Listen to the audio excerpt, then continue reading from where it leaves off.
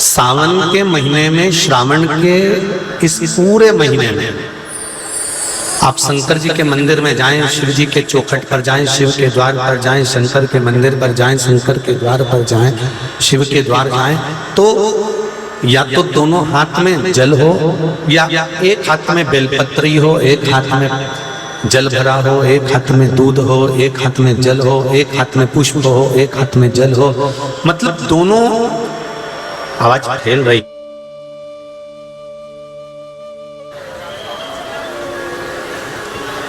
दोनों हाथों में कुछ ना कुछ होना चाहिए, दोनों हाथ कुछ भगवान की सामग्री से, भगवान की वस्तु से भरे हुए होना चाहिए। और जब हम दोनों हाथों में कुछ ना कुछ लेकर, एक हाथ में बेलपत्र है, एक हाथ में जल का पात्र है, हम जब दोनों पात्र लेकर या कुछ भी वस्तु हम लेकर भगवान के पास में पहुंचे हैं, दोनों हाथों से हमने समर्पित किया है, तो दोनों हाथों से अगर हमने भगवान शंकर को चढ़ाया है तो ये निश्चित है कि मेरा देवाधिदेव महादेव भी दोनों हाथ पकड़कर खींच कर बाहर कर देता हूं। कितनी भी समस्या, कितनी भी समस्या, हे बाबा हमारे जीवन में जितनी दुख, जितनी तकलीफ, जितना कष्ट है,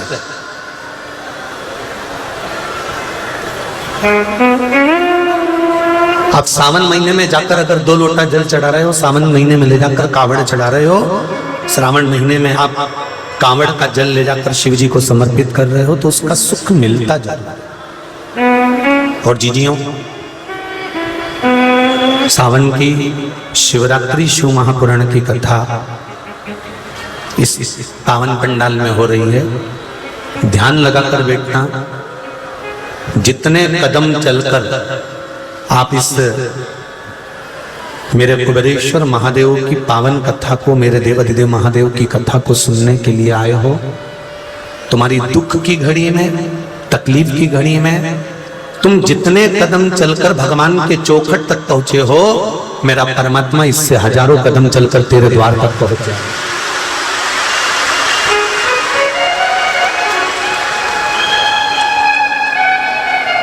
केवल एक उसका विश्वास, केवल और केवल एक उसका भरोसा। एक रघु नाम का एक दर्जी था और वो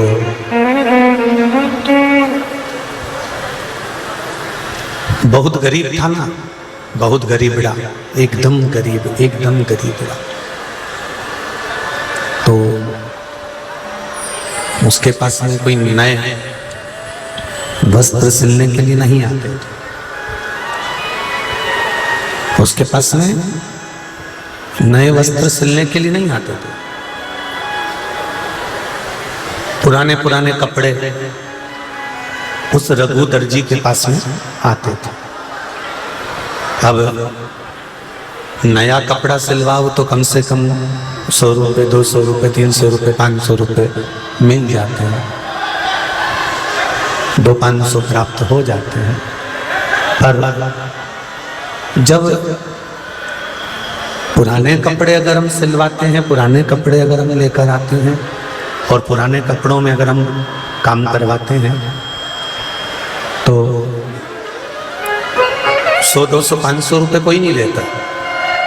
पुराने कपड़े के तो आपको थोड़ा प्राप्त हो जाएगा। प्रेशर खोलिए, आवाज पकड़ रहा है।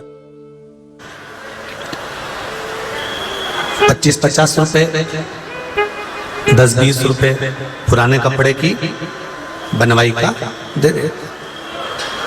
नए कपड़े अगर सिल रहा है, नए कपड़े अगर बन रहे हैं तो थोड़ा पैसा मिल सकता है। पर पुराने कपड़े सिल रहे हैं, पुराने कपड़े को ही रफू करना है, पुराने कपड़े को ही सही करना है, पुराने कपड़ों को ही श्रेष्ठ बनाना है, तो फिर थोड़ा बहुत पैसा 10, 20, 50 रुपए मिल जाता, 25-50 रुपए प्राप्त हो जाते। अब रघु नाम का जो दर्जी था, रघु नाम का जो दर्जी है, वो पुराने कपड़े सिलकर अपना गुजारा करता है।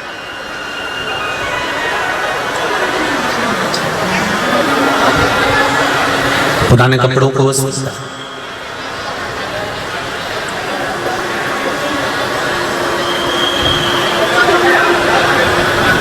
अब ये शंकर भगवान का बड़ा भगत था। ये शिव की भक्ति में डूबा रहता था। पूरे सावन के महीने में उसका एक नियम था,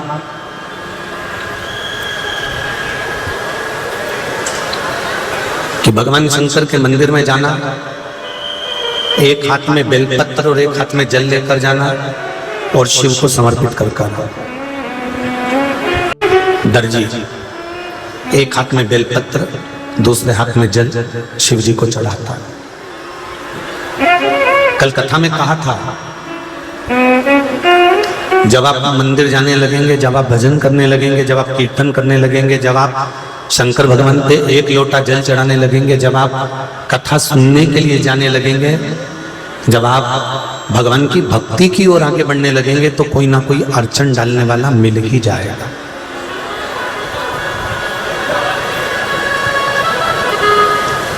गुलाब का फूल और गुलाब जामुन, इन दोनों की राशि एक ही है। किसी से भी पूछ लेना, तुम घर जाके पंचांग में देख लेना, कैलेंडर में देख लेना, गुलाब के फूल की जो राशि है वही गुलाब जामुन की राशि है। इन दोनों की राशि एक है और दोनों के जीवन में अंतर कितना वो देख लीजिए। गुलाब का फूल कांटों में पैदा होता है, कांटों में बड़ा होता है, कांटों में रहता है, कांटों में उगता है, कांटों में ही बड़ा हो जाता है। और गुलाब का फूल कांटों में रह रहा है, कांटों में बड़ा हो रहा है, कांटों के साथ में उसकी जिंदगी निकाल रहा है और कांटों में रहकर अपना जीवन यापन कर रहा है। और गुलाब जामुन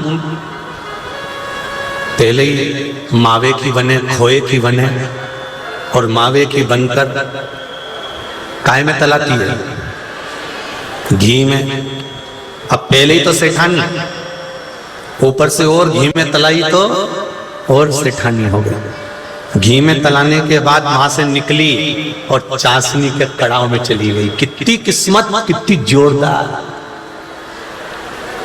पहले ही तो मावे की, पहले तो खोए की, मावे की खोए की गुलाब जामुन बनकर घी में गई।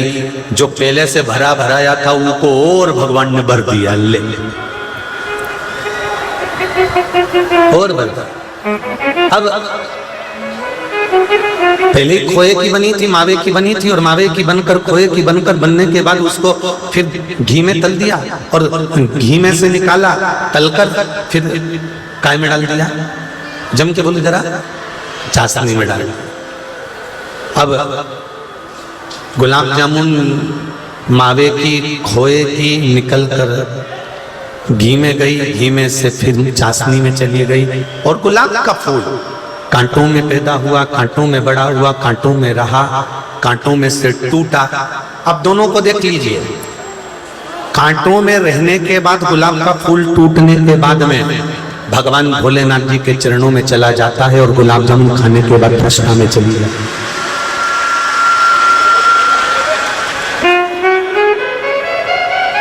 गुलाब जामुन को ज्यादा दुख मिला था कि गुलाब के फूल को दुख मिला था? दुख मिला था गुलाब के फूल को, तकलीफ मिली गुलाब के फूल, कष्ट मिला गुलाब के फूल को। कांटों में रहा, कांटों में पला, कांटों में बड़ा हो गया। उसको कितना कितना दुख मिला, पर दुख मिलने के बाद में जो सुख मिला है वो भोलेनाथ जी के चरण मिले। और गुलाब जामुन को सुख ही सुख मिला, सुख ही सुख मिला, सुख ही सुख मिला। अंत में फिर वो खाने के बाद में भ्रष्टा में चली गई, तो उस गुलाब जामुन का कोई सार्थक नहीं रहा। कई माताएं कहती हैं भगवान ने हमारी जिंदगी में दुख लिखा है गुरुजी,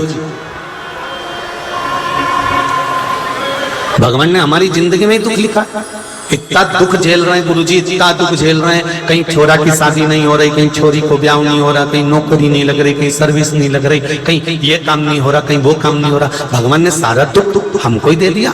हमने फिर निवेदन करा कि अगर परमात्मा ने अगर आपकी आंखों में आंसू दिया है तो समझ लेना भगवान ने अपना बनाने के लिए तुझे चुन लिया।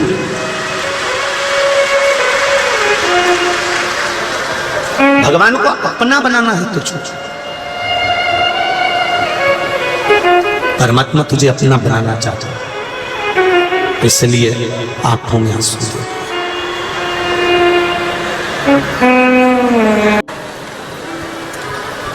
जितने लोग आस्था चैनल पर कथा सुन रहे हैं, जितने लोग फेसबुक यूट्यूब पर सुन रहे हैं, और जितने लोग इस पावन पंडाल में बैठकर कथा सुन रहे हैं, गली गली कूचा कूचा, टेंटों के बाहर, रोडों पर, छतों पर, बालकनियों में, जहां तुमको जगह मिल रही है वहां बैठकर कथा सुन रहे हो, गाड़ियों पर, जहां तुम्हारा मन पड़े वहां बैठे हो, विश्वास रख कर आए हो उस देवाधिदेव महादेव पर। हम तो कथा कर कर चले जाएंगे, पर 3 महीने के बाद में तुम खुद कहोगे कि अगली कथा में मुझे ढोक लगाने जाना है, क्योंकि बाबा ने मुझे दे दिया। जो मैंने मांगा था वो मेरे शंकर ने मुझे दिया, जो मैंने मांगा मेरे शिव ने मुझे दिया, मेरे भोले ने मुझे। आप उसको जब कथा के बीच में मूल मंत्र बोला जाता है ना शिव महापुराण का, श्री शिवाय नमस्तुभ्यं, हम तो वो 5 बार बोलते हैं, आप भी 5 बार बोलते हो हमारे साथ में। जैसे ही वो पूरा होता है और हम एक भजन की लाइन गा देते हैं, भोला सब दुख काटो, उस समय पर उस शिव महापुराण के मूल मंत्र के बाद में आपके दिल की बात आप जब बाबा से कहते हो ना, बाबा जिंदगी में बहुत दुख है, बहुत कष्ट है, पर तेरे भरोसे पर जी रही हूं, मेरा विश्वास है बाबा दुख तो आएगा। संसार में ऐसा कोई नहीं जन्मा जिसको दुख नहीं आया।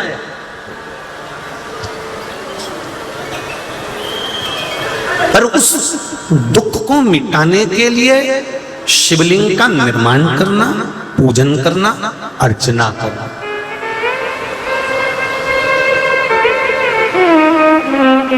कई लोग कहते हैं राम जी महाराज ने रामेश्वर धाम की स्थापना करी।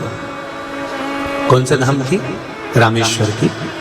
पर शिव महापुराण की कथा कहती है मेरे राम जी ने केवल एक पार्थिव शिवलिंग का निर्माण नहीं करा था, मेरे राम जी ने केवल एक रामेश्वर धाम की स्थापना नहीं करी थी। अयोध्या से मेरे राम जी लंका तक गए थे। उस अयोध्या से लंका के बीच में तुम भी चलकर जानकर देखना, जहां जहां पर राम पथ गमन बना हुआ है, हर जगह पर राम जी दूसरे दिन जब पहुंचते थे और उनके मन में जब भाव उत्पन्न होता था तो मेरे राम मट्टी को इकट्ठा कर कर पार्थिव शिवलिंग का निर्माण कर कर एक स्थापना कर कर जाते थे। भारत की भूमि पर राम जी के हाथ के बने हुए केवल एक रामेश्वर बाबा ही नहीं है, मेरे राम जी के हाथ के बने हुए हजारों शिवलिंग है, हजारों।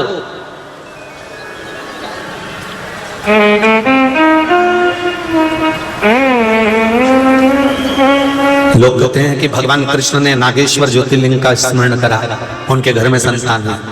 मेरे भगवान कृष्ण ने केवल एक ज्योतिर्लिंग का स्मरण नहीं करा, मेरे भगवान कृष्ण ने हजारों ज्योतिर्लिंग का, हजारों शिवलिंग का स्मरण करा। आज भी आपके इंदौर के आसपास के क्षेत्र में जाकर देखकर आना, कोई पुराने शंकर जी के मंदिर मिलेंगे तो वहां लिखा रहेगा ये पांडवों के काल के हैं। बोलो सही है कि गलत है? लोग कहते हैं पांडवों के समय का है, लोग कहते हैं ये भीम ने निर्माण करा, ये अर्जुन ने बनाया, ये पांडवों के समय का है, ये पांडवों ने बनवाया था। कहीं हम दर्शन करने जाते हैं, ये राम कुंड है, ये राम जी ने बनवाया था, ये राम शिवालय है, राम जी ने निर्माण करा था। हम उठाकर तो देखें हमारे शास्त्रों को, हम उठाकर तो देखें हमारे वेदों को, हम उठाकर तो देखें हमारी पुराणों को कि जब जब मेरे राम जी महाराज के जीवन में दुख सामने आकर खड़ा हुआ, उन्होंने मिट्टी उठाई, शिवलिंग बनाया, पूजन करी, विसर्जन करा, मन से जो मांगा शंकर जी ने दूसरे दिन लाकर छोड़ दिया सम्मुख में लेकर। मेरे भगवान कृष्ण को दुख आया, मेरे भगवान कृष्ण के जीवन में जब सम्मुख में दुख खड़ा हुआ, तब भगवान कृष्ण ने मिट्टी उठाई और मृदा उठाकर मिट्टी उठाकर शिवलिंग का निर्माण करा और उसका पूजन कर विसर्जन कर दिया। मार्ग खुल गए, मार्ग प्रशस्त हो गए, मार्ग खोले गए।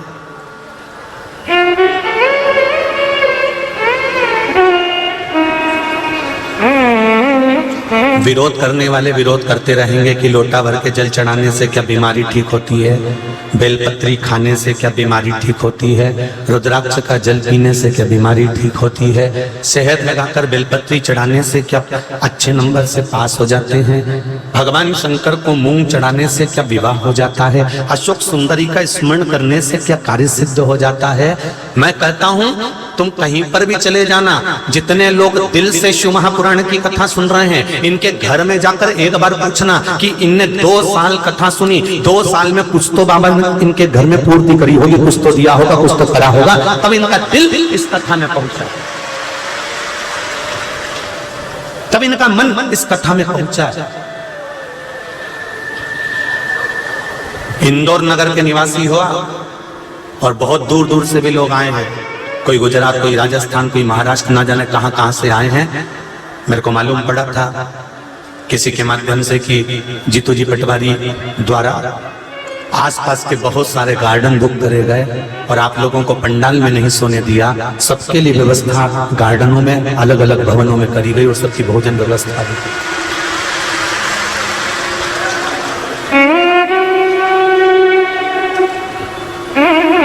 कितनी व्यवस्था शिव शिव कर। कोई आपसे पूछे तो, और मेरी जीजियां तो इतनी चतुर हो गई आज के जमाने में, और पढ़ा लिखा व्यक्ति जिसकी बुद्धि और विवेक भगवान ने दिया, जरा सा भी कोई व्यक्ति अगर बेकार लाइन लिखता है, कमेंट्स करता है, फेसबुक या यूट्यूब पे डालता है, पढ़ा लिखा आदमी जिसने शिव पुराण को जिंदगी में एक बार सुना है, वो तुरंत उसी समय पर उसको कमेंट्स करके लिख ही देता है कि ये बता दे कि तेरे पिता की तू ओरिजिनल औलाद है, पूछ लेता है।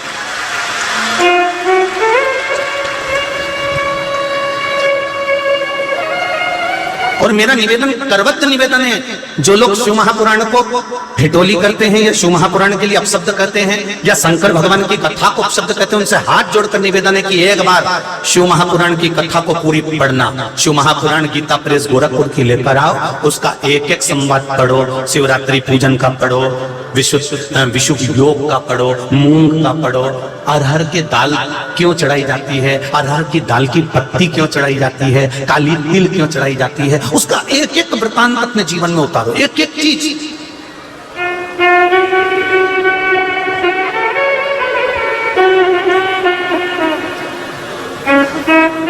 मेरे राम जी के जीवन में जब जब तकलीफ आई, विवाह करने जा रहे हैं, धनुष तोड़ना है तो भी शिवलिंग का निर्माण कर पूजन करते, जनकपुरी गए तो शिवलिंग का निर्माण कर रहे, वन में जा रहे हैं तो शिवलिंग का निर्माण कर रहे, सीता जी चली गई तो भी शिवलिंग का निर्माण कर रहे। संसार में ऐसा कोई मनुष्य नहीं जिसके जीवन में दुख नहीं है। अच्छे से अच्छा संत, साधु, सन्यासी, तपस्वी, महात्मा, जोगी, ब्राह्मण, चाहे क्षत्रिय हो, चाहे वैश्य हो, चाहे शूद्र हो, चाहे एक साधारण से साधारण भी व्यक्ति होगा, चाहे वो सियोर वाला महाराज क्यों ना हो, चाहे कहीं का मठाधीश पीठाधीश क्यों ना हो, कर्म का दंड तो भोगना पड़ेगा, चाहे कोई भी। सियोर वाला महाराज कोई अलग से कटका थोड़ी ना है, कि भोगेगा नहीं। या तुम और हम या कोई संत महात्मा साधु सन्यासी तपस्वी साधक उपासक जैसा कर्म करोगे वैसा भोगना तो पड़ेगा। मत बुरे कर्म कर बंदे वरना पछताएगा, भगवान की आंखों से तू बच नहीं पाएगा, तू बच नहीं पाएगा। अभी आपके सामने जब कथा चालू हो रही थी तो बंजारा समाज के लोग आए थे। कौन से समाज? बंजारा समाज। और ये बंजारा समाज पहले के समय में अपनी टोली को लेकर चलती थी। थोड़ा भजन कर लिया, कीर्तन कर लिया, थोड़ा अपना कुछ कर्तव्य दिखाया और चल दिया। आज बंजारा समाज के लोगों ने अगर व्यासपीठ का सम्मान करा है तो ये निश्चित है, भैया कह रहे थे बंजारा समाज के कि हमारी बंजारा समाज के लोग कभी कथा स्मरण करने नहीं जाते थे, पर अब शंकर जी का गुणगान इतना करते हैं, इतनी कथा सुनते। हमारी पूरी बंजारा समाज आज आनंद में। और ये बंजारा समाज साधारण नहीं है जो सम्मान करने आई है। मैं पूरे विश्व की बंजारा समाज को कहता हूं, तुम्हारा नाम है बंजारा, मतलब भगवान के चरणों में बन जा, और ज्यादा नहीं तो थोड़ा जरा, थोड़ा सही जरा सही भगवान के चरणों में जाकर बैठ जा। भाऊ भगवान की अविरल भक्ति की ओर बढ़ा है हमारा रास्ता, अविरल। और वो भक्ति कोई साधारण नहीं हो सकती। रघु दर्जी एक हाथ में बेलपत्र एक हाथ में जल ले जाकर शंकर भगवान को चढ़ा रहा है। पास में आकर एक व्यक्ति रहने लगा, उसको मालूम पड़ा कि ये रघु दर्जी शंकर जी की पूजन करता है, सावन महीने में शिव जी को कावड़ चढ़ाने जाता है, जल चढ़ाने जाता है। ये रघु दर्जी जल चढ़ा। जो जलने वाले होते हैं ना, जिनके अंदर ईर्ष्या का भाव होता है, वो आपकी पूजा से, आपकी सेवा से, आपकी चाकरी से, आपके स्मरण से संतुष्ट नहीं हो सकते। ये संतुष्ट नहीं हो सकते।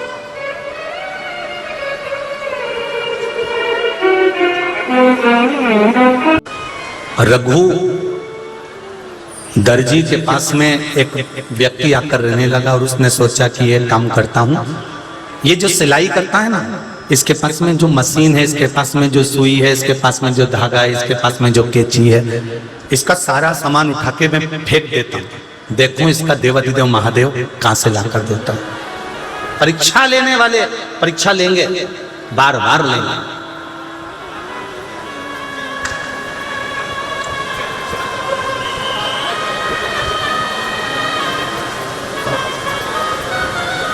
हम तो सोचते हैं कि भगवान देवाधिदेव महादेव परीक्षा ले रहा है तो कुछ अच्छा करने के लिए ले रहा है, चिंता नहीं करना अपने।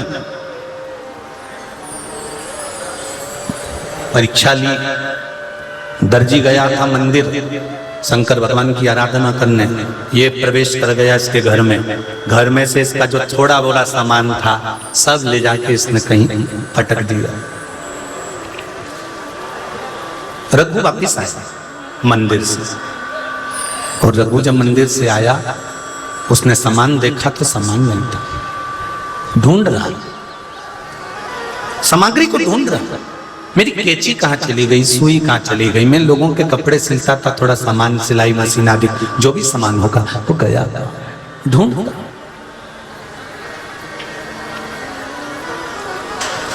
खूब ढूंढा, नहीं।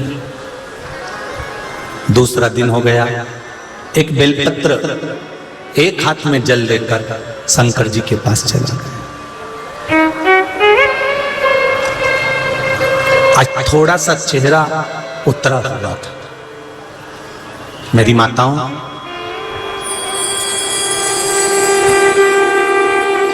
तुम्हारा चेहरा उतरा हुआ तुम्हारे घर के लोगों को दिखे कि नहीं दिखे वो पता नहीं, पर शंकर जी को जल चढ़ाते समय जो रोज शिव को जल चढ़ाता है, जो रोज शंकर भगवान का गुणगान करता है, जो रोज शिव महापुराण की कथा को सुनता है, उसका चेहरा जब उतरता है ना, दुनिया तो दिखे कि नहीं दिखे पर उसको दिख जाता है।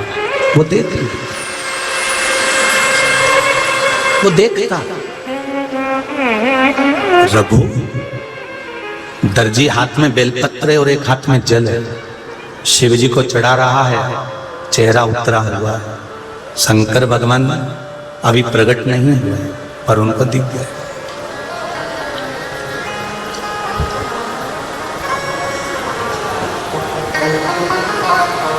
वो दिख रहा। कई लोग कहते हैं,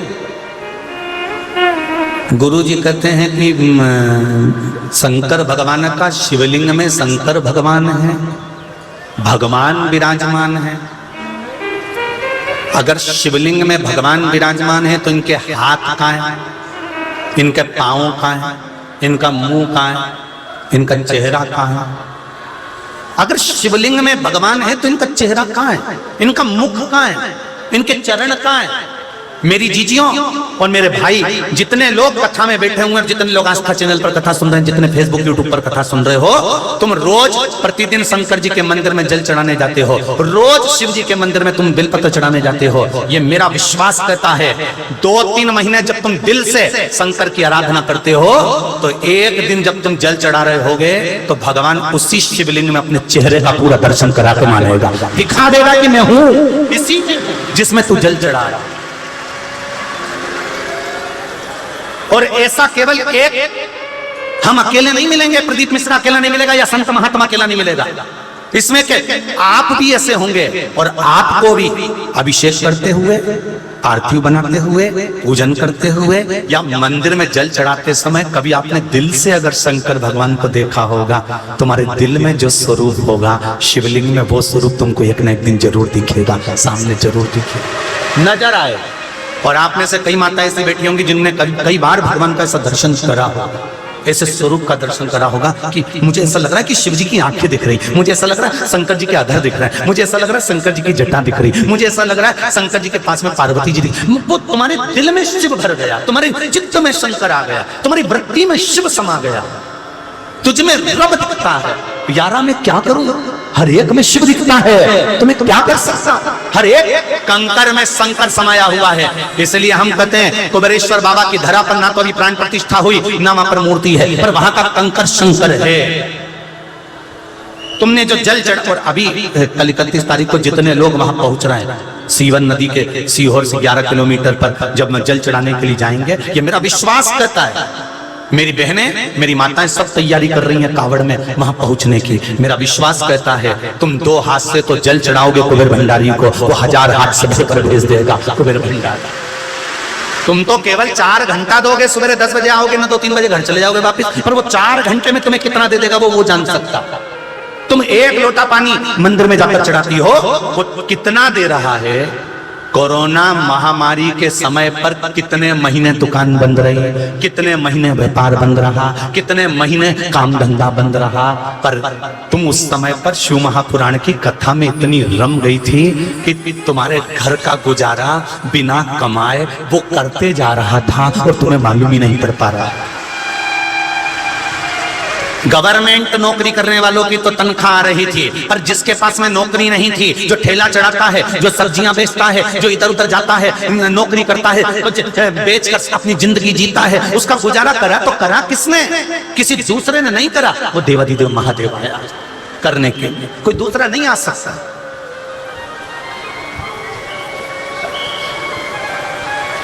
और मेरे देवाधिदेव महादेव ने तुमको सिखाया कि रोटी कमाते कैसे हैं, जीवन जीते कैसे हैं और जीवन में आगे बढ़ते कैसे।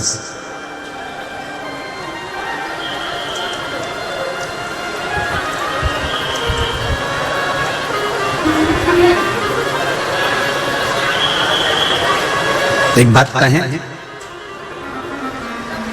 कोई भूखा व्यक्ति तुम्हारे यहां पर आता है, तुम उसको रोटी खिला देते हो, खिलाते हो? अरे बोलो तो जम के खिला देते। किसी ने कहा ये बहुत धर्मात्मा है, इसके यहाँ जब भी कोई भूखा व्यक्ति आता है ना तो ये रोटी खिला देता है। किसी भूखे को रोटी देने से ज्यादा धर्म लगता है उसको रोटी कमाने का तरीका सिखाने में। रोटी तुम कितने दिन दोगे? 15 दिन 20 दिन। उसको जिंदगी निकालना है तो भूखे व्यक्ति को रोटी दो, मना नहीं है, परंतु उसको रोटी कमाने का तरीका भी सिखाओ। शिव महापुराण में शंकर भगवान की कथा ने एक बात हमेशा कही है और आज फिर कहते हैं, छोटे से छोटा काम करना, भले झाड़ू लगा लेना, पोछा लगा। इसलिए तुमसे कहते हैं कि शंकर के मंदिर में जाओ झाड़ू लगा, शंकर के मंदिर में जाओ पोछा लगा, शंकर के मंदिर में जाओ निर्माल्य उठा। क्यों? जब हम भगवान के मंदिर में अपना अहंकार छोड़कर भगवान के मंदिर में चाकरी करना प्रारंभ कर देते हैं, तो छोटे से छोटा काम भी अगर हमने करना चालू कर दिया तो एक दिन महादेव हाथ पकड़कर बड़ा काम तक पहुंचा देगा। करो तो कर्म प्रधान है, वो तुम्हें करना पड़ेगा। अच्छा कर्म करो पर बेकार नहीं। वो दर्जी रघु शिव जी के मंदिर में जाकर पूजन अर्चना करता है, चेहरा उतरा हुआ था।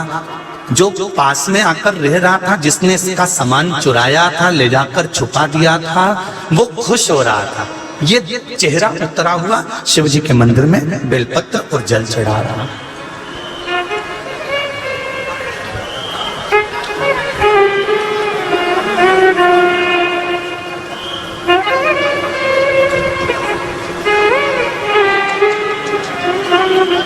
महाराज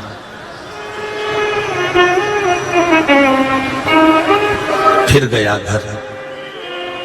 दूसरा दिन फिर सामान ढूंढा, नहीं मिला। आज पत्नी ने कहा रघु से, सुनो,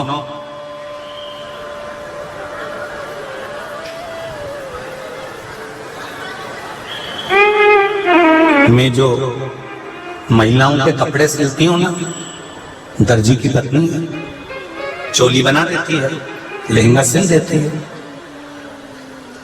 कुछ साड़ी होंगी उसमें कुछ तुरपाई कर देती थी। सुनो, आज मेरा भी मन कर रहा है कि मैं भी आपके साथ में शंकर जी के मंदिर चलूं। पति खुश हो गया, अच्छा पत्नी को ले गए, इनने कुंडी लगाई, दरवाजा लगाया। पड़ोसी को मालूम पड़ा कि पत्नी भी सिलाई करती है। अगर पति नहीं कमा रहा है तो पत्नी कमाकर घर में गुजारा कर रही है। जैसे ही पत्नी भी गई शिव मंदिर, इतनी देर में तो पड़ोसी अंदर प्रवेश कर गया और अंदर जाकर उसने पत्नी का जो डब्बा था छोटा सा, जिसमें सुई रखती थी, सामान रखती थी, गिट्टी रखती थी, धागा रखती थी, वो थोड़ा सा सामान वो भी ले जाकर छुपा था। बहुत पत्नी वापस आई, सामान देखा नहीं था। पति से कहा मैं सामान रख कर गई थी। पति बोला मेरा भी सामान रखा था, वो भी ना जाने कहां चले गया। पत्नी कहती है बताओ, एक तो देवाधिदेव महादेव के दर्शन करने गए, शंकर जी के मंदिर गए, शंकर जी का दर्शन करने गए, ऊपर से हमारा ये सामान अलग चले गया। ये केवल दर्जी की पत्नी नहीं कह रही, ये केवल रघु की पत्नी नहीं कर रही है। कई बार हमारे साथ भी ये शब्द आ जाता है। हम तो अच्छा काम करने गए थे, भगवान हमारे को उल्टा काम हो गया। बताओ, मैं तो कथा सुनने गई थी, हमारी चैन चली गई।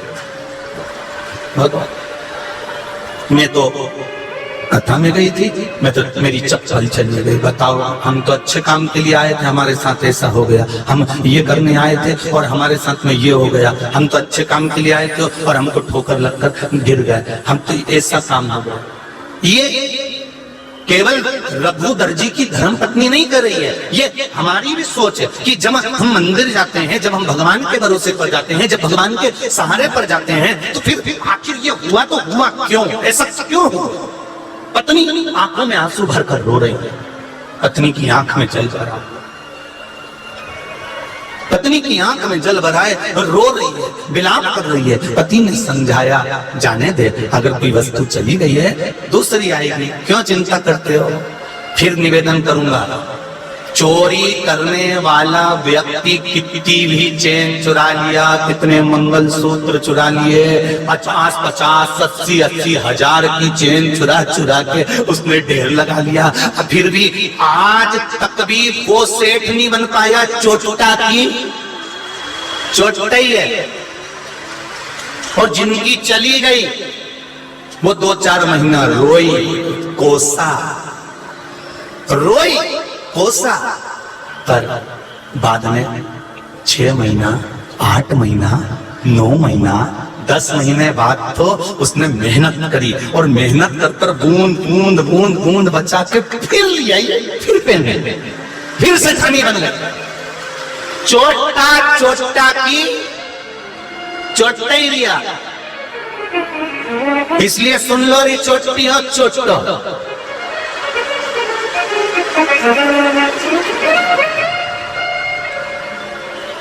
तुमसे नहीं किया।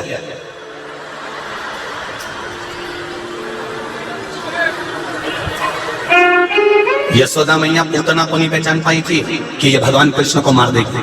पहचानी थी? कितना सुंदर रूप रख के आई थी पूतना। देवलोक की अप्सराएं फीकी पड़ गई थी इसके सामने, ये जब झामर झुमका लटका के गई थी।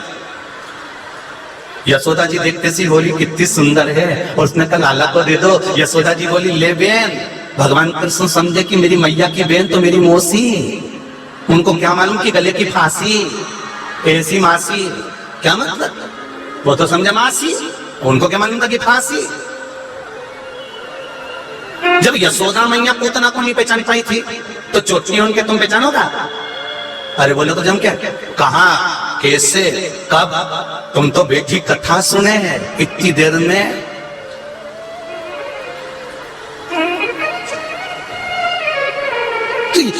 इनके तो पहचानना बड़ा कठिन है।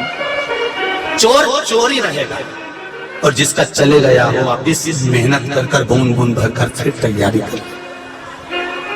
पति ने कहा, रघु ने कहा, तुम दुखी क्यों होती हो? ले गया ना ले जाना, कहीं खो गया ना खो जाना। वो है एक है ना वो।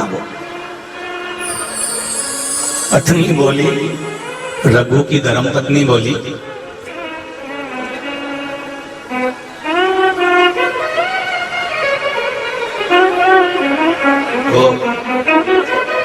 वो है हम मानते हैं, पर अगर था तो फिर गया कहां गया भगवान? फिर उसने बचाया क्यों नहीं? रघु ने कहा तुम क्यों चिंता करती हो, शिव मंदिर चलो। अब पत्नी के पास में भी सामान नहीं था, पति के पास भी सामान नहीं था।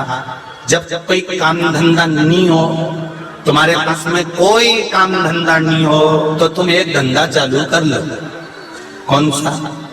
भगवान शंकर का कोई मंदिर ढूंढ लो, बिना पैसे के मंदिर में जाके झाड़ू लगाओ, पोछा लगाओ, उसको निहारते रहो, उसके सामने मंदिर में अपना समय थोड़ा सा निकालना प्रारंभ करो।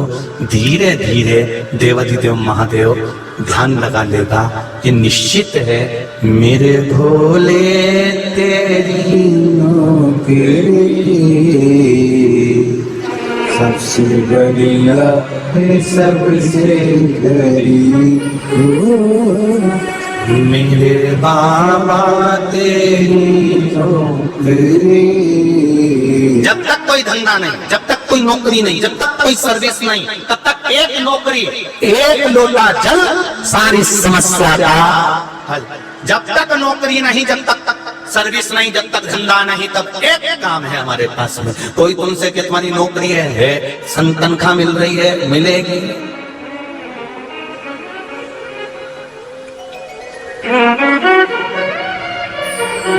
मेरी तनख्वाह भी कुछ कम नहीं, कोई कमी है? मेरी तनख्वाह भी कुछ कम नहीं, कुछ मिले ना मिले गम नहीं। मेरी तनख्वाह भी कुछ कम नहीं, कुछ मिले ना भी कुछ गम नहीं। मिल गई मुझको चौखट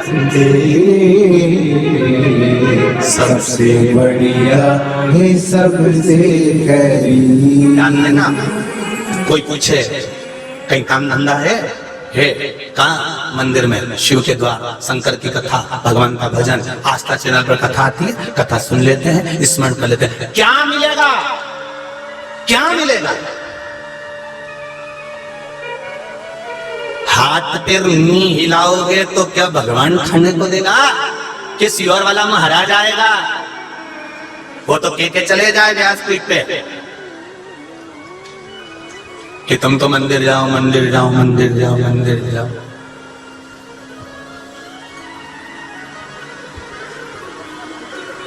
एक बात, इंदौर मेरे गुरु का घर है। आज मेरे गुरु के घर में बैठकर एक बात दिल की कहना चाहूंगा।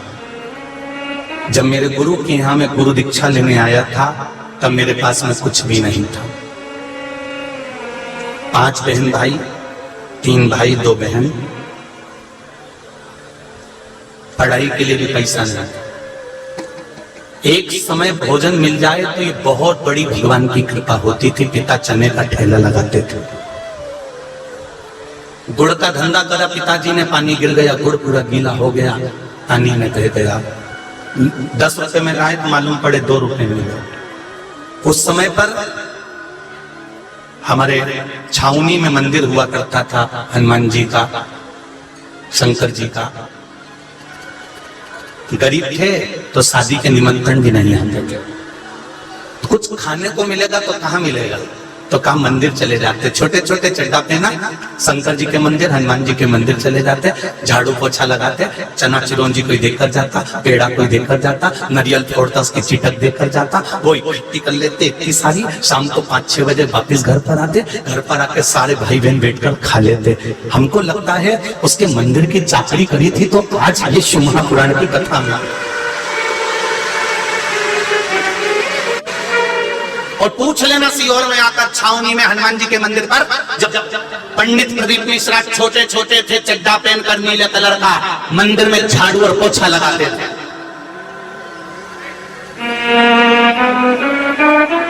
उसकी चाकरी, कुछ मिले ना मिले गम नहीं, कुछ मिले ना मिले उसका गम नहीं है, पर एक ना एक दिन तो वो हाथ पकड़ता जरूर है। थोड़ा जी आपसे भी कहूंगा, आपके बच्चों से भी कहूंगा, नवयुवक बेटे बेटियों से कहूंगा, दिल से पढ़ाई करना, रोना मत, हिम्मत मत हारना। हिम्मत कर कर आज बहुत सारे लोग हमारे पीछे पड़े रहते हैं। तुमने ये पूजन गलत करा दी, तुमने ये अभिषेक गलत करा दिया, तुम्हारा लड़का 10 फेल हो गया, तुम्हारे साथ ये हो गया। वो कहते रहे, एक हिम्मत है कि मेरा महादेव मेरे साथ बैठा हुआ, वो संग है ना, तो दुनिया का कोई गम नहीं मुझे। आग लगे बस्ती में और महाराज आराम से लगे, बस्ती में आग लगे, अपन तो मस्ती में रहो, उसका आनंद है, कहा करना उससे जिंदगी।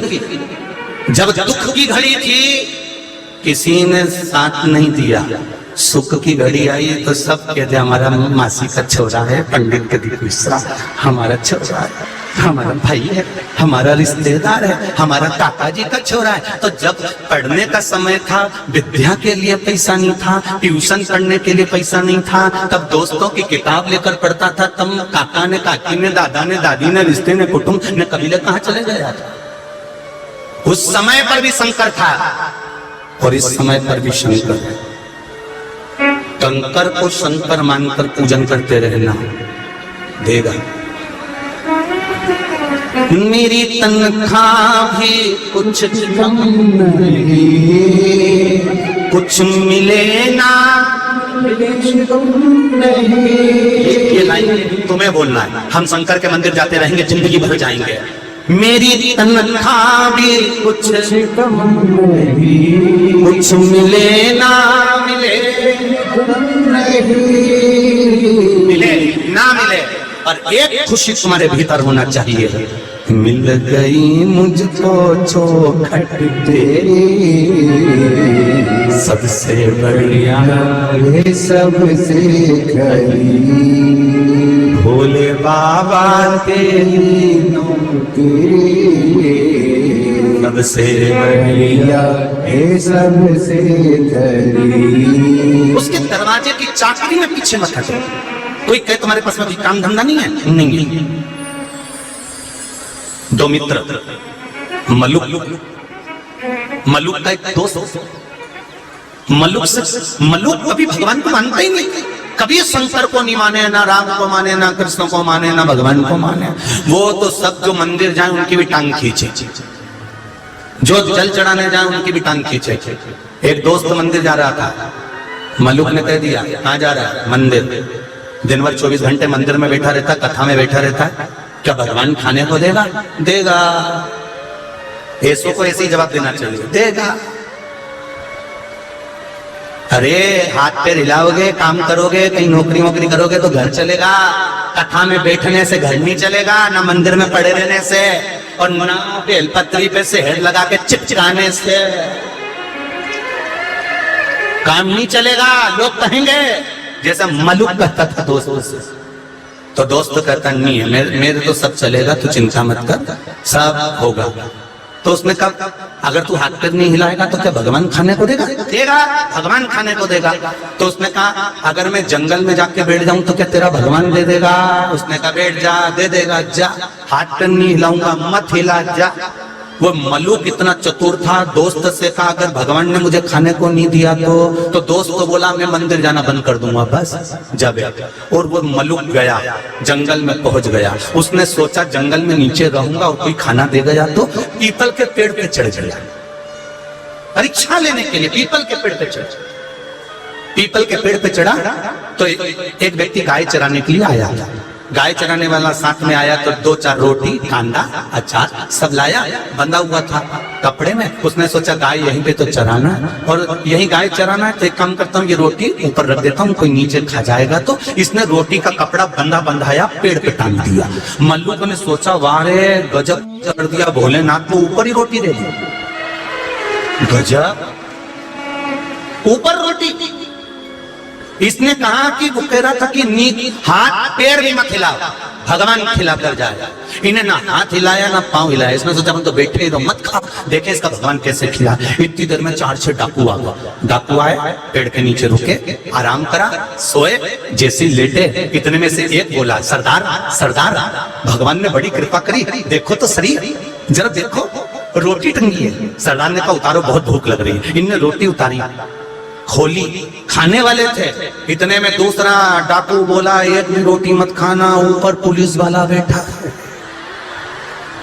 अपन खाएंगे और ये पकड़ लेंगे। जरूर इसने रोटी में नींद की गोली मिलाई होगी और अपन पकड़ा जाएंगे, मत खाना। सरदार क्या करें? सरदार ने कहा पुलिस वाले को नीचे उतारो नीचे।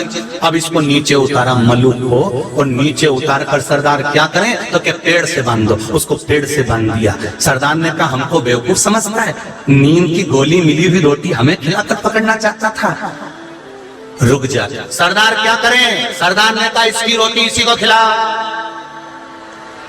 मलुक ने मैं नहीं खाऊंगा, सरदार ये रोटी नहीं खाए। सरदार ने कहा मार के खिला। तो इधर से दिया ने मुंडा में रोटी ठूसी, फिर इधर से दिया ने मुंडा में रोटी ठूसी, फिर दिया ने मुंडा में रोटी ठूसी, मार के खिलाया। आखिरी में रस्सी खोल दी, ये घर गया। जाते समय बीच रास्ते में मित्र मिला। मित्र ने पूछा क्यों रे, मेरा भोलेनाथ मिला था। मलुक बोले तेरा भोलेनाथ नहीं खाओ तो मारता था, नहीं खाओ तो मारता। मलुक नहीं रहे, मलुक दास बन गए और उन्होंने एक लाइन लिख दी, अजगर करे ना चाकरी, पंछी करे ना काज, दास मलुका कह गए सबके दाता राम। उसने लिख दिया कुछ करो ना करो, पेट भरने की जवाबदारी उस देवादिदेव महादेव की है। जन्म दिया तो माता के स्तनों में दूध दिया, मरेगा परिवार वाले कफन और लकड़ी नहीं देंगे तो वो देगा। कोरोना महामारी में सब अपने घर में सो रहे थे, रिश्तेदार मरे थे, कौन सा तुम कंधा देने चले गए? अग्नि भी वो दे रहा था, कफन भी वो दे रहा था, लकड़ी भी वो दे रहा था, जलाने भी वही गया था, कोई दूसरा नहीं।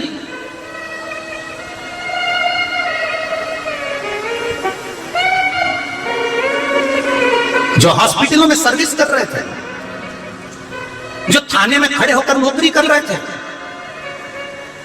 जो पोछा झाड़ू लगा रहे थे, सारी दुनिया को कोरोना सता रहा था। पुलिसकर्मी हो चाहे स्वीपर हो, लगे अपने काम में। क्या इनके पास कोरोना नहीं आ रहा था? पर हॉस्पिटल में पोछा लगा रहे, झाड़ू लगा रहे। लोग कहते हैं ये हरिजन थे, हम कहते हरिजन नहीं, हरि ही जन का सामने प्रकट हो गया था काम करने का।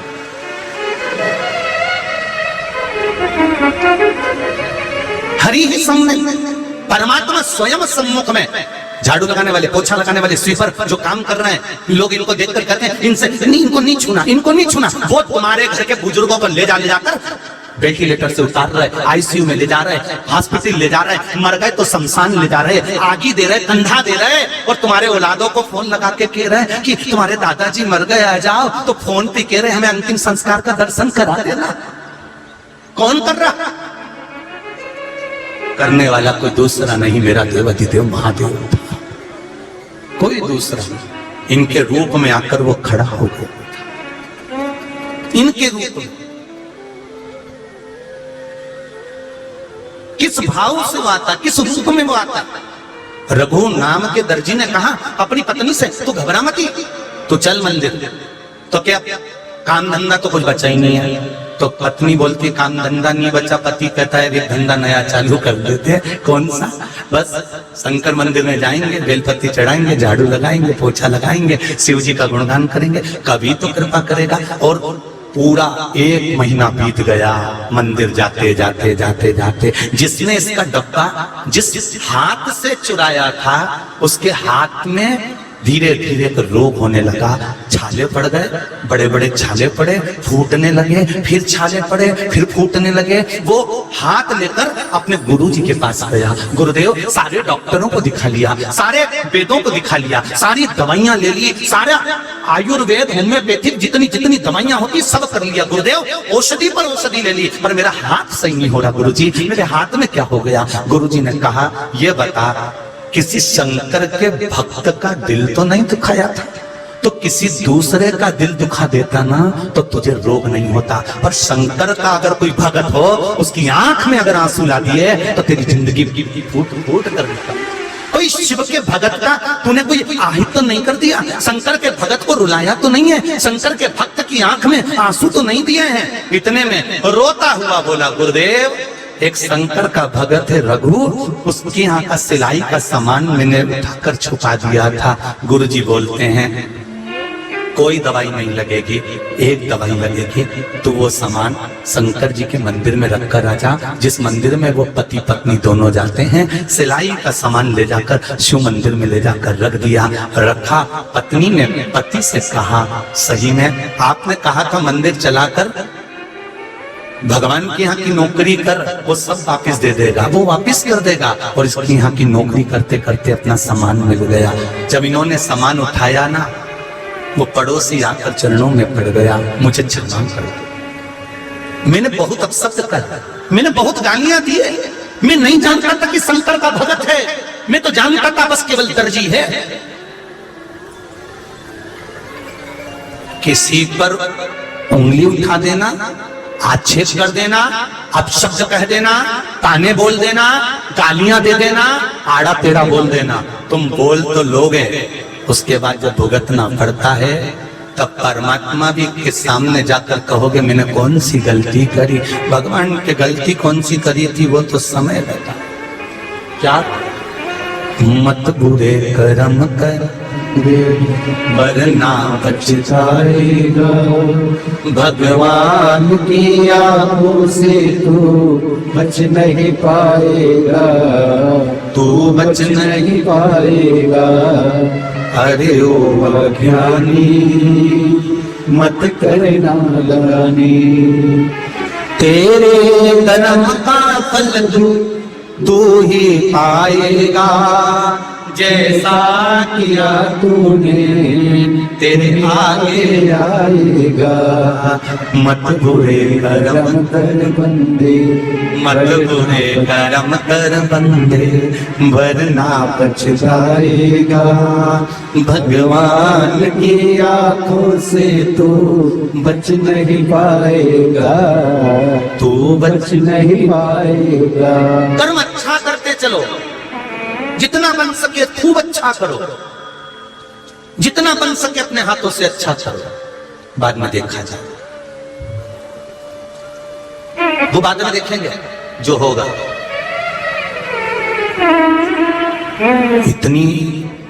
इतनी संख्या में आप लोग आए हो कि इंदौर के इतिहास की पहली कथा होगी, इतनी संख्या में आप लोग आए।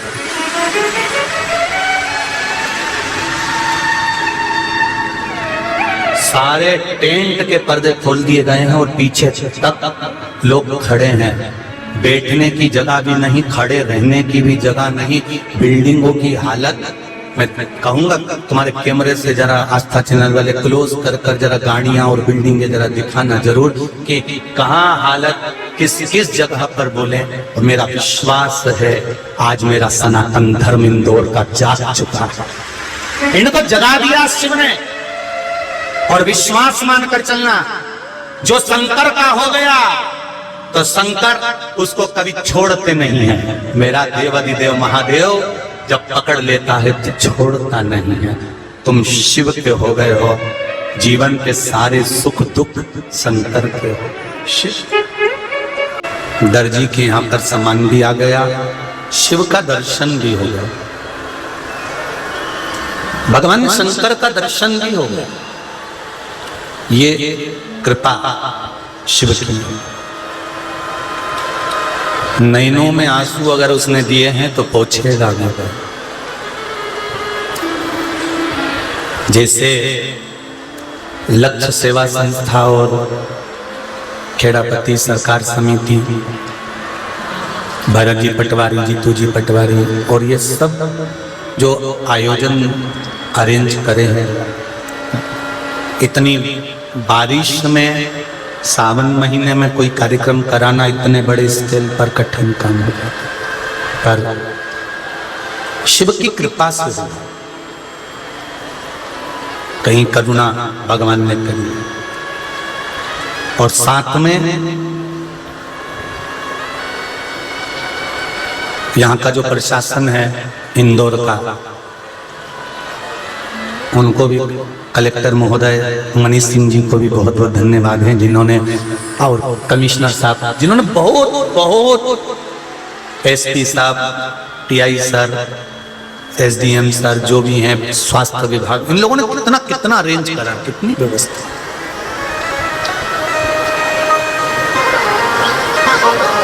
कल मैं आशीष को कह रहा था कि भरत भैया पटवारी को धन्यवाद देना कि उन्होंने, उनकी टीम ने जो ये वर्क करा, कितने दिन पहले से सारी तैयारियां करते 7 दिन कहाँ निकल गए, आज 7वां दिन हो जाएगा, कहाँ मालूम पड़ता है। शिव की कृपा से हम लोगों ने, ये शिव कृपा, यही शंकर की कथा कर रही है। भगवान शिव महापुराण की कथा का वर्णन करते हुए थोड़ा समय जरूर लग सकता है, पर शिव की प्राप्ति जरूर होती है। अगर दुख नहीं कट रहा है, मंदिर भी जा रहे हो, जल भी चढ़ा रहे हो, तो घबराना मती, जाते रहे।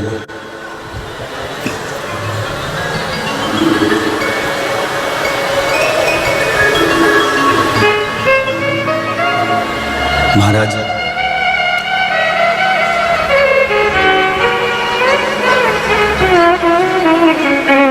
वो कहते ना, कब से खड़ा हूं नन्ही बाहें पसार,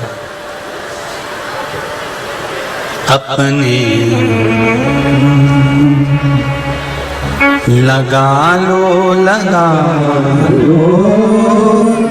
गिरा जा रहा हूँ, उठा लो उसके दरवाजे पर जाकर विनती करते रहेगा। खाली न जाता कोई। शिव महापुराण का नियम है, जैसे कुबेरेश्वर धाम का नियम है, जो आया है वो 3 महीने में कुबेरेश्वर धाम वापिस आता है। उसी तरह शिव महापुराण की कथा जो सुनता है श्रवण करता है, भले आस्था चैनल पर सुने, चाहे फेसबुक यूट्यूब पर सुने, चाहे पंडाल में बैठकर सुने, 3 महीने में बाबा कृपा करता जरूर है, ये निश्चित है। खाली न जाता कोई दर से तुम्हारे, खाली न जाता कोई दर से तुम्हारे, मैं भी खड़ा हूँ नंदी बाहें पसारे, मैं भी खड़ा हूँ नंदी बाहें पसारे, अपने हृदय से लगा लो, गिरा जा रहा हूँ, उठा लो प्रभु अपनी दर से, अब तो न टालो, गिरा जा रहा हूँ, उठा लो। बाबा माना दुख भारी है, पर तू है साथ, तो फिर क्या दुख है? वो संग रहेगा।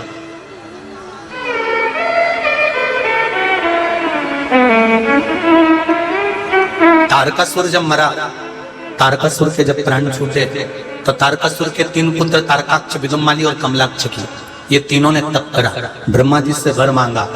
वर मांग कर कहा कि वर हमको देना तो ऐसा देना कि हम तीनों मरे तो एक साथ मरे, हमारी मृत्यु एक साथ। ब्रह्मा जी ने तथास्तु कर दिया। इनका संहार करने के लिए भगवान को पशुपति नाथ बनना पड़ा। अब कोई कहते हैं कि भगवान शंकर पशुपति नाथ बने, मतलब पशुओं के देवता बने।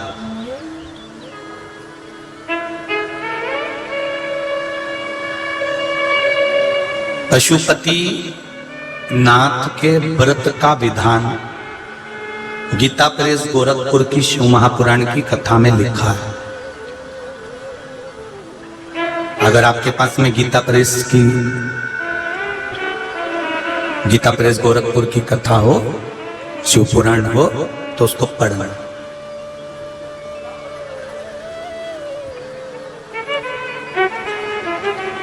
अच्छा, कागज की भी बड़ी कितनी कीमत हो जाती है। देखो, वही कागज अखबार में छपता है, उस पे खबर छपती है, लोग रात को पढ़ते हैं, सुबह पढ़ते हैं, 1-2 दिन पढ़ते हैं, पटक देते हैं, फिर वही अखबार कट के पोया जलेबी के काम आ जाता है, आलू बड़े के काम आ जाता है। कागज और मशीन वही है। वही कागज पर संसार की बातें लिखाई तो पोहा जलेबी रखाई, और वही कागज गीता प्रेस गोरखपुर में पहुंच गया, उस पे रामायण भागवत लिखा गई, तो जगत में पूजा गया। कागज वही है, मशीन भी वही है, बस अंतर इतना है, संसार की चीजें लिखाई तो पोहा जलेबी रखाई, और भगवान की बात लिखाई तो घर घर में कंकु चावल से पूजाई। ये कागज की तरह हम हैं। हम भी अगर चौराहे पर ज्यादा बैठे रहेंगे तो संसार के लोगों के द्वारा लिखे जाएंगे, और कथा में जाकर बैठेंगे तो संसार में पूजाएंगे। ये हमारे जैसा ही चीज। आपके हृदय पर जो अच्छा लिखा गया तो वो पूजा।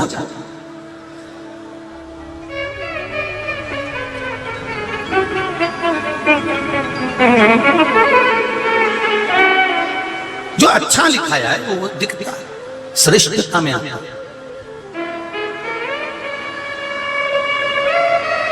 अभी ये कथा पूरी हो जाने दो। कथा पूरी होने के बाद में फिर 4-6 महीना निकलेगा, और ये वापिस तुम लोग तैयार हो जाओगे। जीतू भैया पटवारी को फिर पकड़ लोगे। जीतू भैया वंस मोर। तो कहती छोड़ो, तो कहने सो तो कथा तो कथा है, उसका आनंद तत्व जो ले लेता है बस वही आनंद में है। बाकी का जो सोचे कि बस फालतू है तो वो तो फिर वो फालतू ही समझे तो फालतू। फिर अपन तो बस क्या किसको रोई है, चादर तान के सोई है। और जब आज कथा पूरी हो जाएगी तुम सब अपना अपना घरे चले जाओगा, दूसरे की चप्पल ले जाओगा, नी ले जाओगा। अपन तो अपनी ले जाना हो दादा, नहीं ले जाना, दूसरे की आदत अपने नीचे। तो अब कल से क्या करोगे तुम लोग? तो अब कथा तो 2 तारीख से आएगी टीवी पर, आस्था चैनल पर, भाटापारा छत्तीसगढ़ से दोपहर में 1 बजे से 4 बजे तक। तो कल एक काम करना, जो कावड़ यात्रा सीहोर में निकलेगी उसका प्रसारण शाम को 4 बजे से 5 बजे तक टीवी पर आएगा, आस्था चैनल पर। वो देखो उसका प्रसारण टीवी पर, आस्था चैनल पर 4 बजे से 5 बजे तक। कल का दिन बीच में गैप रहे और तुम फ्री बैठो, अच्छा नहीं लगे मारे तो तुम्हारे लिए कल के लिए हो जाएगा, ठीक है। और बड़े खुश होकर रहो, जैसे आज दिख रहे हो ना ऐसे प्रसन्न। जब भी इंदौर में आऊंगा और तुमसे पूछे जीजी कैसी, तो कह देना मैं तो वैसी पी लेती। तुम्हारे वजन में कोई कमी नहीं आया दादा, तुम तो कोई कितना ही आड़ा टेढ़ा बोले तो भी तुम रूठ के रोटी मत छोड़ना, तुम तो और जो जितना ज्यादा झगड़ा करेंगे तुम उतनी गुलाब जामुन ज्यादा नीचे। तो तुम तो बढ़िया चकाचक अपनी मस्ती में जिंदगी को आनंद लो। जीवन का कोई भरोसा नहीं, कब प्राण छूटी जाए दादा। जीवन का क्या भरोसा, लोग बाथरूम नहाने जाए, पाँव खुसली जाए, निपट जाए, इनका कहीं। तो अपन तो जीवन का कोई भरोसा नहीं है। खूब जोरदार जितनी घर में साड़ी रखी सब जोरदार निकाल के पटली डाल के अपन तो पहन लो, खोज के अपने कहीं नहीं। और दूसरे के कहने पे चलेंगे कि वो तो ऐसा बोलेगा, वो वैसी बोलेगी, अपने नहीं, अपने बोले तो बोले जानना। अभी त्योहार उन चालू हो गए सावन के, रक्षाबंधन आ रही है। भाई बहन कहीं का झगड़ा करा हो और कितनी भी लड़ाई हो गई हो, कितना ही झगड़ा हो जाए प्रॉपर्टी के चक्कर में, चाहे जमीन के चक्कर में, चाहे जायदाद के चक्कर में, क्योंकि जमीन जायदाद तो यहीं रह जाएगी। जीजी जब ऊपर मिलेगी और मुंडा फुला के बैठी रहेगी तो जमराज भी कह देगा पहले इससे मिलो, इसके बाद अंदर आओ, चलो। इसलिए कितना ही झगड़ा हो बहन भाई में, कितनी लड़ाई हो जाए, तो भी रक्षाबंधन पर अपनी बहन को और बहन से निवेदन अपने भाई को जरूर पूछो, चाहे कितना ही झगड़ा। जाने तो जमीन जायदाद प्रॉपर्टी, अदालत में केस अपना चलता रहेगा, लड़ते रहेंगे, झगड़ते रहेंगे। अपने रहते रहते प्रॉपर्टी मिल गई तो ठीक, नहीं तो टोरा टोरी के तो मिलेगी इसमें, चोरा चोरी के। तो तुम अपना व्यवहार खराब मत करो, तुम तो बढ़िया राखी पे जाओ और बढ़िया जोरदार मिठाई लेके बेसन चक्की बना लो, अच्छा बेसन जोरदार रख दिया है और घी भी मिला के बढ़िया खाओ पियो और मक्खन बड़े बनाओ तो हमारे यहाँ भी भेज दीजिए। तुम तो पर अलमस्त होकर जियो जीवन, शिव जैसी मस्ती रखो, शंकर जैसी मस्ती। कंठ में विष भरा है, सिर पे गंगा, मुख पे मुस्कान, ऐसी जिंदगी होना चाहिए। कितना ही विष जीवन में भरा हो, चेहरे पर स्माइल रखिएगा, आनंद रखिएगा, तो जीवन का सुख है। आगे वर्णन आता है, भगवान तीनों को मारने के लिए स्वरूप धारण कर भगवान पशुपति नाथ बनते हैं महाराज। पशुपति व्रत का वर्णन शिव महापुराण के अंतर्गत बड़े भाव से वर्णित किया गया है महाराज। अगला वर्णन आया, भगवान देवाधिदेव महादेव का सुंदर स्वरूप वर्णन करते हुए तुमरुका जी चंचुला देवी को 12 ज्योतिर्लिंग का स्मरण कराते हैं। पहला सोमनाथ जी का वर्णन कराया। चंद्रदेव को काया का रोग हो गया, काया टपकने लगी, गिरने लगी, चंद्रदेव की आंख में आंसू भर गया। देव ऋषि नारद के पास जाकर विनय करी, निवेदन करा। देखिए 7 दिन की शिव महापुराण की कथा सुनी है, विराम तक की कथा का पूरा लाभ लेना, क्योंकि हो सकता है भोलेनाथ कौन सी कृपा कर आपको आनंद दे दे। 12 ज्योतिर्लिंग कथा का बड़ा महत्व शिव महापुराण में वर्णित किया गया है, उसका स्मरण करें। चंद्रदेव को काया का रोग हुआ, देव ऋषि नारद ने कहा कि पार्थिव शिवलिंग का निर्माण करो। बालू रेत का शिवलिंग बनाया, उसकी पूजन करी। पूजन करते करते जब चंद्रदेव का शरीर और दुर्बल हो गया, और दुर्बल हो गया। आपको कहा था शुक्ल पक्ष द्वितीया का चंद्रमा भगवान शंकर ने अपने मस्तक पर धारण करा। प्रयास करा करो, जिसको भारी रोग हो गया हो, बीमारी ज्यादा बढ़ रही हो, दवाइयां नहीं लग रही हो, तो शुक्ल पक्ष के द्वितीया चंद्रमा का दर्शन अवश्य किया करो। ज्यादा रोग हो जाए, कच्चे दूध का छींटा दे दिया, सफेद फूल चढ़ा दिया, क्योंकि शुक्ल पक्ष के द्वितीया के चंद्रमा में चंद्रमा नहीं रहता। शुक्ल पक्ष की द्वितीया के चंद्रमा में स्वयं देव अधिदेव महादेव जाकर विराजमान हो जाते हैं, स्वयं शिव उसके अंतर्गत विराजमान। इसलिए शंकर भगवान के मस्तक पर जो चंद्रमा है वो एकम, चतुर्थी, पंचमी, छठ, सप्तमी इसका नहीं है, वो द्वितीया का है। शुक्ल पक्ष की द्वितीया का चंद्रमा शिव जी के मस्तक पर चढ़ा।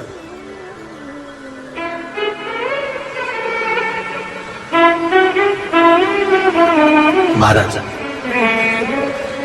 बाबा की कृपा, शंकर भगवान ने चंद्रदेव की काया के रोग को समाप्त करा, चंद्र को विराजमान करा, सोमेश्वर महादेव के रूप में विराजित हुए। अगला वर्णन आया है श्री मल्लिकार्जुन का। भगवान सदानंद कार्तिक रुष्ट होकर चले जाते हैं, तो उनको मनाने के लिए बाबा देवादिदेव महादेव माता पार्वती को लेकर पहुंचते हैं। सदानंद कार्तिकेय को मनाया, मल्लिकार्जुन के रूप में भगवान शिव विराजमान। अगला वर्णन आया है श्री ओमकारेश्वर।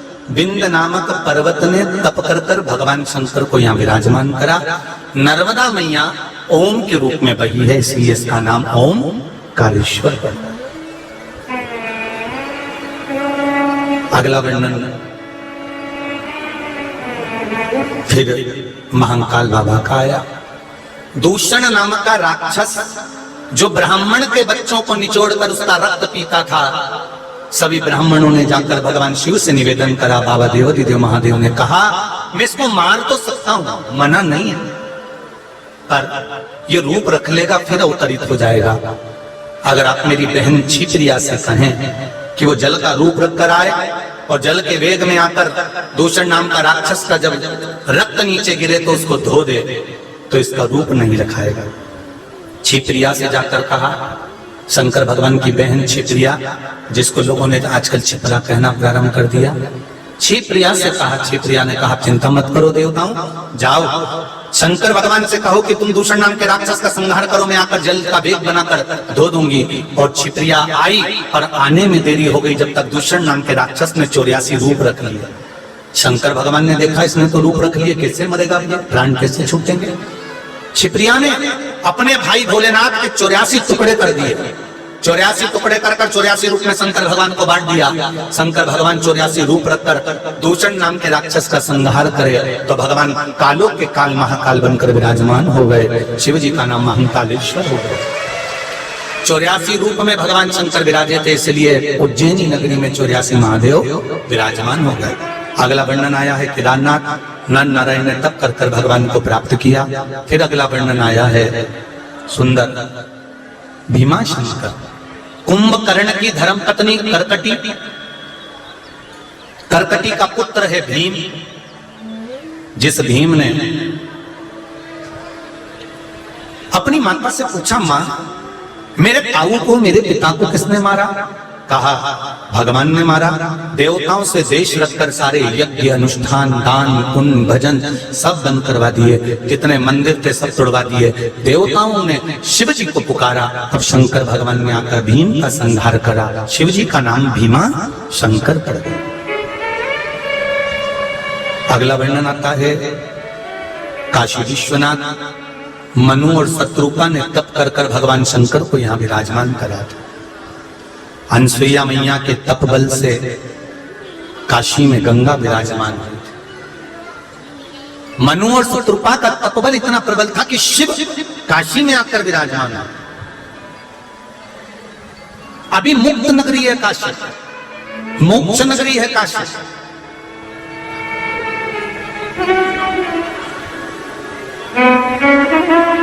भगवान काशी विश्वनाथ के नाम से विराजमान। अगला वर्णन आया है श्री त्र्यंबकेश्वर। गौतम बाबा पर गौ हत्या का दोष लगा। माता अहिल्या देवी ने अपने पति को गौ हत्या के दोष से मुक्त करने के लिए भगवान ब्रह्मा विष्णु महेश का आह्वान करा, प्रार्थना करी। निवेदन कर। गौ हत्या से बाबा गौतम मुनि मुक्त हुए तो भगवान त्र्यंबकेश्वर के रूप में विराजमान होते हैं। अगला वर्णन आता है वेद्यनाथ। रावण भगवान शिव को लेकर जा रहे थे, लघु शंका लगने पर भूमि पर रखा है। महाराज भगवान वेद्यनाथ जी के रूप में विराजमान हुए। अगला वर्णन आया है श्री नागेश्वर। दारुक नाम का राक्षस जिसका संहार भगवान शिव ने आकर करा तो भगवान नागेश्वर के रूप में विराजमान। एक बात का स्मरण रहे, रात्रि को स्वप्न में अगर सांप दिखते हो, सर्प का भय लगता हो, नींद में स्वप्न दिखते हो, सफेद कपड़े में कोई मुर्दा नजर आता हो स्वप्न के अंतर्गत, तो एक पत्ते पर सुंदर नागेश्वर महादेव का नाम लेकर स्मरण कर कर शिव जी को चढ़ा देना चाहिए। स्वप्न दिखना, नाग सर्प दिखना बंद हो जाते हैं। जैसे जया, विषहरा, शामरीबारी, दौतली, देव, शंकर भगवान की ये 5 लड़कियां नींद ना आने पर इनके नाम का स्मरण होता है। हाँ, एक बात और आपको बता दें, जो 2 तारीख से आस्था चैनल पर कथा आएगी भाटापारा छत्तीसगढ़ से, उस कथा का नाम रहेगा अशोक सुंदरी शिव महापुराण की कथा। सावन के महीने में अशोक सुंदरी का विवाह किसके साथ हुआ? अशोक सुंदरी ने कितने राक्षसों का संहार करा? गणेश जी ने अपनी बहन को कन्यादान में क्या दिया था? रिद्धि सिद्धि अपनी ननंद की शादी क्यों करवाना चाहती थी? ये सारा वृत्तांत अपन अशोक सुंदरी शिव महापुराण कथा में श्रवण करेंगे। भाई बहन के रक्षाबंधन का क्या भाव है? महाकाल बाबा को दुनिया की सबसे बड़ी राखी महाकालेश्वर को ही बनती है, तो इतनी बड़ी रक्षाबंधन पर राखी महाकालेश्वर को क्यों बनती है? ये सारे प्रसंग अपन अशोक सुंदरी शिव महापुराण की कथा में 1 बजे से 4 बजे तक 2 तारीख से सुनेंगे। तो यहां जो वर्णन आया भगवान नागेश्वर के रूप में विराजमान हुए। अगला वर्णन आया है श्री रामेश्वरम। भगवान राम जी ने सेतु बनाने से पहले भगवान शंकर की स्थापना करी, रामेश्वरम के रूप में विराजमान हुए। फिर वर्णन आया है श्री कृष्णेश्वर। सुधर्म नाम के ब्राह्मण की धर्म पत्नी घूष्मा, घूष्मा ने अपनी संतान सुदेहा को दे दी थी। सुदेहा ने उसके टुकड़े कर दिए थे, मार दिए थे, और घूष्मा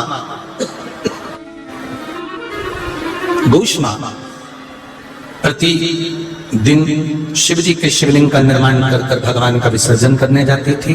तालाब में विसर्जन करने गई, मन में भाव आया बेटे को नहीं देखा बहुत दिन से। 1 हफ्ते पहला मरा हुआ पुत्र तैरता हुआ बाहर आ गया। घूष्मा भगवान शंकर की कृपा से अपने पुत्र को पाया। भगवान शिव का नाम कृष्णेश्वर महादेव पड़ गया। तुमरुका जी ने भगवान शिव की यह पावन कथा जब श्रवण कराई, कहा भोलेनाथ ये पावन शिव महापुराण की कथा का रसास्वादन कराया। कराते ही कहा हे बाबा, ये पावन 24,000 श्लोक की 12 खंड में विभाजित ये शिव महापुराण की कथा संपूर्ण विश्व का कल्याण करने वाली। चंचुला देवी अपने पति बिंदुक के लिए जो कथा सुन रही थी, बिंदुक प्रेत योनि से छूट जाता है, देव योनि को प्राप्त होता है। चंचुला की आंख में जल भर जाता है तो शंकर भगवान कहते हैं चंचुला क्यों रो रही हो? आपने इतनी पवित्र पुण्यमय आनंद देने वाली शिव महापुराण की कथा को सुना है तो रो क्यों रही हो? आंखों में आंसू क्यों है तुम्हारे? चंचुला देवी कहती हैं प्रभु मैं भी एक बेधव्य होकर शिव महापुराण की कथा का रसतत्व ग्रहण करा और मेरे पति को मोक्ष मिला, आप कृपा करें। शंकर भगवान ने कहा सुनो चंचुला देवी, ये शिव महापुराण की कथा जो कन्या श्रवण करती है उत्तम वर को प्राप्त करती है, जो सौभाग्यवती नारी श्रवण करती है अखंड सौभाग्य प्राप्त करती है।